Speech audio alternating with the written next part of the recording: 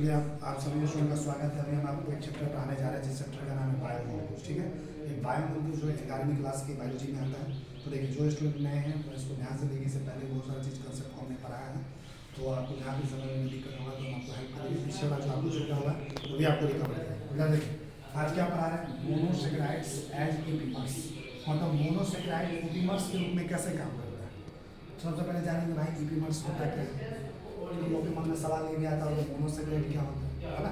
तो देखिए ये चैप्टर का नाम है बायोमोलिक्यूल्स। बायोमोलिक्यूल्स ये ऐसा बायोलॉजी का चैप्टर है 11वीं क्लास के, जिसमें केमिस्ट्री का काफ़ी इस्तेमाल होता है, इसलिए सब रिएक्शन को केमिस्ट्री के साथ समझा। ये बायोमोलिक्यूल का खास बात ये है कि बायोलॉजी में तो 11वीं क्लास में पढ़ना ही है, और जब तुम 12वीं क्लास में जाओगे तो केमिस्ट्री में भी पढ़ना है। क्लास 12 में तुम पहुँचोगे ना तो क्लास 12 में केमिस्ट्री में भी सेम यही चैप्टर पढ़ना है। तो इसका एक तीर से दो शिकार हो जाएगा, यहाँ पढ़ लोगे वहाँ भी काम आ जाएगा। एक साल बाद भी तुमको सर कितना अच्छा पढ़ा देगा, वो यहाँ भी हो जाएगा। सेम चीज़ पढ़ना है, बस केमिस्ट्री में क्या रहेगा, कुछ रिएक्शन वगैरह आ जाएगा, समझे। देखो सबसे पहले ध्यान देखिए मोनोसेकेराइड क्या होता है। मोनोसेकेराइड क्या होता है हम बता चुके हैं पहले। कार्बोहाइड्रेट का तो नाम सुना होगा, जैसे हम लोग खाना खाते हैं, रोटी खाते हैं, चावल खाते हैं, क्या मिलता है हमारे बॉडी, कार्बोहाइड्रेट्स। कार्बोहाइड्रेट्स हमारे बॉडी में क्या ऊर्जा एनर्जी मिलता है। जैसे बटर खाते हैं, घी खाते हो, मक्खन खाते हो, क्या मिलता है, फैट, वसा जिसको बोलते हैं, पता कि नहीं। कुछ खाना खाने से, हरा सब्जी खाने से विटामिन आता है, फल फूल खाने से मिनरल्स मिलता है ना। बहुत सारा विटामिन है, vitamin A, vitamin B, vitamin C, सब नाम सुना होगा। तो ये जो मोनोसेकेराइड है, मोनोसेकेराइड एक तरह का कार्बोहाइड्रेट होता है। क्या होता है, कार्बोहाइड्रेट। कार्बोहाइड्रेट के बारे में बताएं कि कार्बोहाइड्रेट बहुत तरह का होता है। मोनोसेकेराइड होता है, डाइसेकेराइड होता है, ओलिगोसेकेराइड होता है, पॉलीसेकेराइड होता है। ये मोनोसेकेराइड का परिभाषा भी हम पहले लिखा चुके हैं, जिसका जो छूटा होगा वो हम आपको रिकवर कर देंगे। पीछे क्या करना है, मतलब इतना याद है कि मोनोसेकेराइड्स एक तरह का कार्बोहाइड्रेट है, और इसके अंदर इसको मोनोसेकेराइड के बारे में परिभाषा दिया जाता है कि मोनोसेकेराइड जो होता है ये पॉलीहाइड्रोक्सी एल्डिहाइड होता है या पॉलीहाइड्रोक्सी कीटोन होता है। पॉलीहाइड्रोक्सी एल्डिहाइड या पॉलीहाइड्रोक्सी कीटोन का मतलब क्या होता है, पॉली का मतलब होता है मेनी, एक से ज़्यादा। पॉली का मतलब क्या होता है, मेनी यानी एक से ज़्यादा। पॉलीहाइड्रोक्सी, हाइड्रोक्सी मतलब OH, हाइड्रोक्सी मतलब क्या होता है, OH, मतलब एक से ज़्यादा हाइड्रोक्सी OH ग्रुप होगा इसके अंदर, या तो एल्डिहाइड होगा। एल्डिहाइड का मतलब होता है CHO, मतलब CHO को इसे भी लिख सकते हैं C double bond O, single bond H। तुमने 10वां क्लास में चैप्टर पढ़ा था कार्बन का पढ़ाया गया होगा, एल्डिहाइड का क्रियाशील ये होता है, पढ़ा था। उसके बाद ये पॉलीहाइड्रोक्सी एल्डिहाइड होता है मोनोसेकेराइड, या पॉलीहाइड्रोक्सी कीटोन भी होता है। कीटोन का नाम सुना होगा, कीटोन CO जिसको बोलते हैं, ये भी होता है। ये तुमको मोनोसेकेराइड ये सब चीज़ प्रेजेंट रहेंगे, समझे। अब देखिए यहाँ पे हम बात करते हैं कि मोनोसेकेराइड इपीमर्स के रूप में कैसे काम करता है, समझा रहा। तो देखिए यहाँ पे कुछ स्ट्रक्चर लिखे, यहाँ पे एक स्ट्रक्चर लिखे डी मैनोज, यहाँ पे लिखे हैं डी ग्लूकोज, यहाँ पे क्या लिखे डी कैरेक्टर्स। 3 तरह का मोनोसेकेराइड लिखे। तो सबसे पहले देखते हैं डी मैनोज क्या होता है। पहले बात 6 कार्बन बनाना है डी मैनोज का स्ट्रक्चर, ये सब याद हो जाएगा, दूसरा करके याद करने की जरूरत नहीं है। डी मैनोज का स्ट्रक्चर कैसे याद करेंगे, लगातार 6 कार्बन, कितना कार्बन, 1 2 3 4 5, 1 2 3 4 5 6 कार्बन बन गया। पहले कार्बन पे यहाँ पे डबल बॉन्ड हो और यहाँ पे सिंगल बॉन्ड है, या डायरेक्ट इसी को ऐसे लिखा जाता है CHO। क्या लिखा जाता है, जैसे यहाँ पे लिखा है CHO, क्या है, यही है C डबल बॉन्ड हो, सिंगल बॉन्ड H, समझा। अब दूसरे कार्बन पे क्या करेंगे, ये जो पहले इसको नंबरिंग करते हैं, पहला कार्बन, दूसरा कार्बन, तीसरा, चौथा, 5वां, 6वां। हमको जानना है कि डी मैनोज का स्ट्रक्चर कैसे है।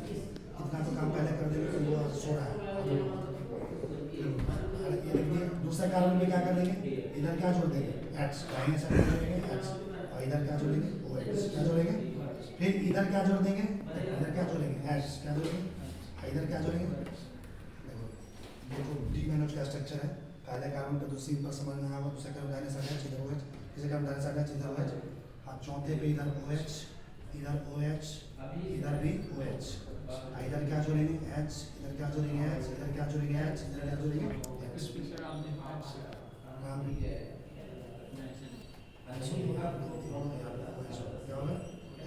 सही कर, यहाँ पे क्या लगा है OH, तीन को लगातार OH है, और तुमको पता होगा 10वां क्लास में ये भी पढ़ा होगा कार्बन हमेशा 4 बॉन्ड बनाता है। कार्बन का संयोजकता कितना होता है, 4। कार्बन किसी भी स्ट्रक्चर में, किसी भी कंपाउंड में हमेशा 4 होता है। जैसे तुम पढ़ा होगा मीथेन, मीथेन का नाम सुना, इसका फॉर्मूला CH4 होता है। इसका स्ट्रक्चर देखा होगा, कार्बन हाइड्रोजन के साथ कितना बॉन्ड बनाया है, 4 सिंगल बॉन्ड, कितना बॉन्ड। तो यहाँ भी 1 single bond, 2 single bond, 3 single bond, 4 single bond, 4 bond बनाए, क्योंकि कार्बन का जो संयोजकता होता है 4 होता है, इसकी वैलेंसी 4 होती है, इसे कार्बन 4 बॉन्ड बना। तो ये स्ट्रक्चर ऑप्शन में डी मेनोज का। डी मेनोज का स्ट्रक्चर तुमको गौर से देखना है कि देखो ये जो दूसरा कार्बन होता है ना, दूसरा कार्बन उसमें क्या होता है, OH जो होता है बाएं साइड होता है, H क्या होता है दाहिने साइड होता है, ये को याद रखना। तो बाकी तो समझ में आगे अगला है डी ग्लूकोज। ये डी ग्लूकोज का स्ट्रक्चर के साथ ग्लूकोज का थोड़ा सा पढ़ाया हम लोग। ग्लूकोज का फॉर्मूला क्या होता है C6H12O6, पढ़ा था ना हमारा दसवीं बायोलॉजी के अंदर भी पढ़ाया गया होगा। C6H12O6 ये ग्लूकोज का फॉर्मूला। लोग खाना खाते हैं ग्लूकोज लेते हैं, ग्लूकोज को स्टार्च के फॉर्म में स्टोर करके रखते हैं, समझना रहोगे।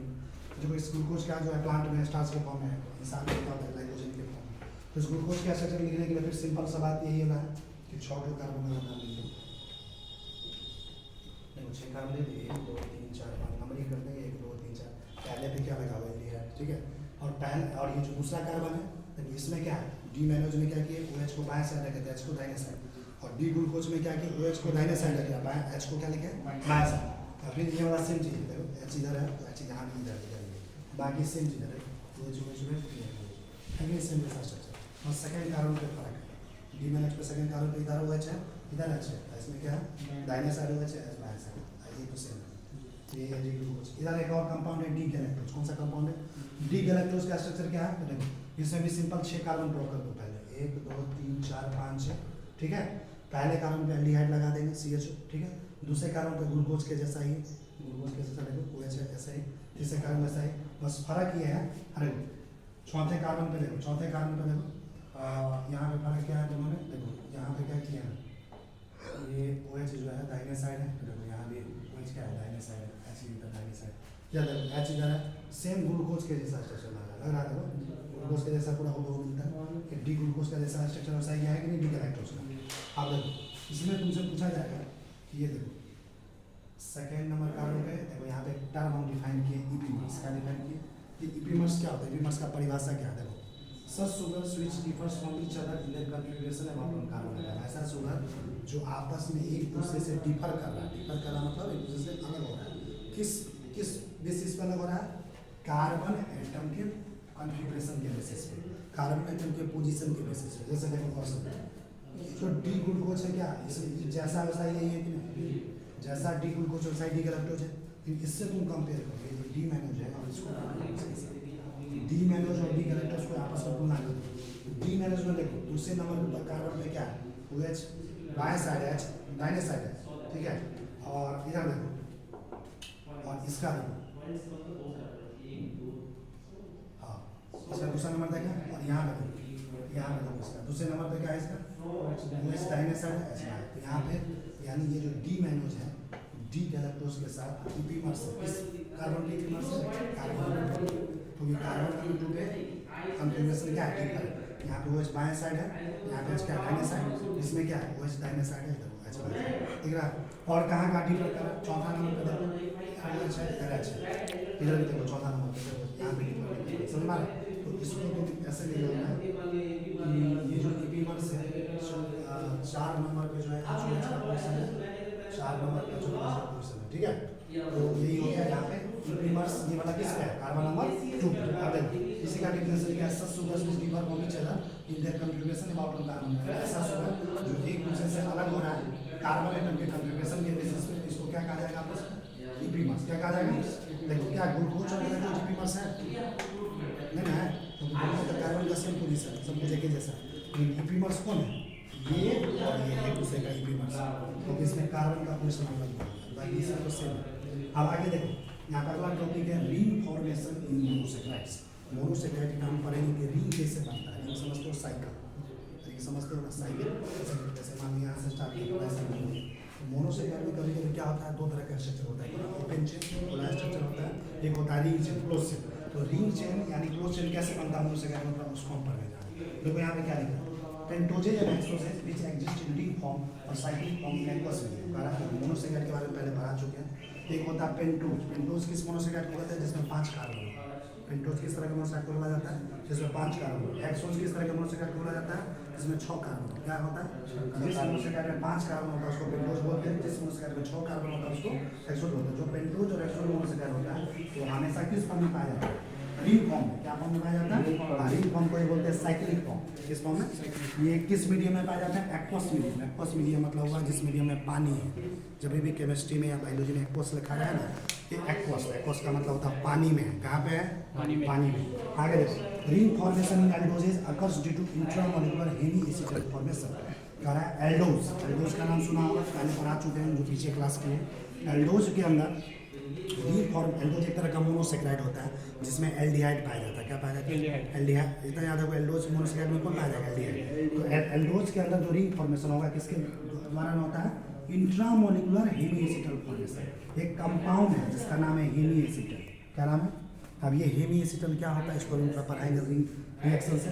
तो चूंकि क्या होता है इसमें एल्डोज के मॉलिक्यूल्स के अंदर, इंट्रामोलिकुलर का मतलब होता है इस मॉलिक्यूल्स के अंदर एक कंपाउंड बनता है, इसका क्या नाम है? Hemiacetal. क्या नाम है? इसी हेमी एसिटल के बनने के कारण एल्डोज में क्या होता है? रिंग बनता है। क्या बनता है? रिंग। आप पूछोगे ऐसा ये हेमी एसिटल बनता कैसे? Hemy acetal formation is a result of reaction between aldehyde and alcohol. तुमको पता होना चाहिए एल्डिहाइड किसको बोलते हैं। ये पता है, 10वीं क्लास में पढ़ा होगा। C डबल बॉन्ड OH इस टाइप से जो होता है इसको क्या बोलते हैं? एल्डिहाइड। और अल्कोहल क्या होता है? OH। पढ़ा है ना? ये एल्डिहाइड और ये क्या है? अल्कोहल।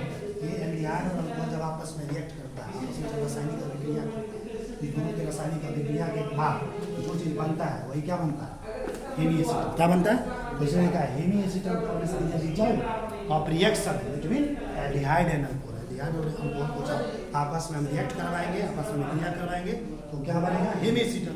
हेमी एसिटल कहाँ बनना है? एल्डोज के अंदर। कहाँ बनना है? और हेमी एसिटल क्योंकि वहाँ बन रहा है इसलिए एल्डोज के अंदर कैसा बनेगा? Ring formation. क्या बनेगा? Cyclic formation.